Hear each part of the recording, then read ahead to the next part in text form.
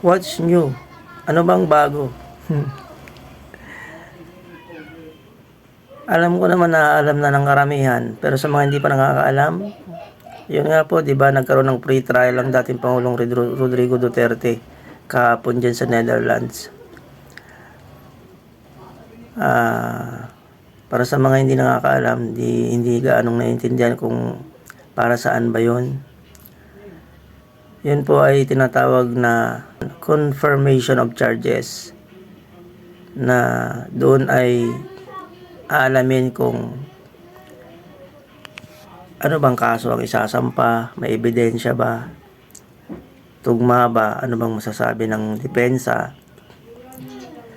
At ang dating Pangulong Rodrigo Duterte po ay hindi umattend doon.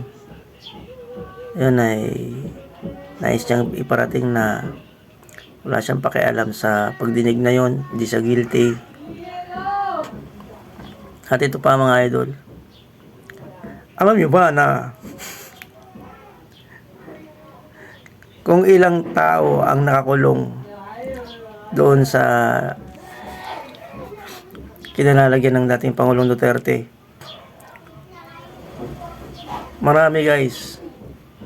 Hindi, joke lang. Mag-isa lang siya. Siya lang pala ang tanging taong nakakulong doon. At ano ibig sabihin nun? Kapag ang naging hatol ng ICC ay pabor kay Rodrigo Duterte, siya ay siyempre mapapawalang sala, palalayain. So ano ibig sabihin nun? Ano mangyayari?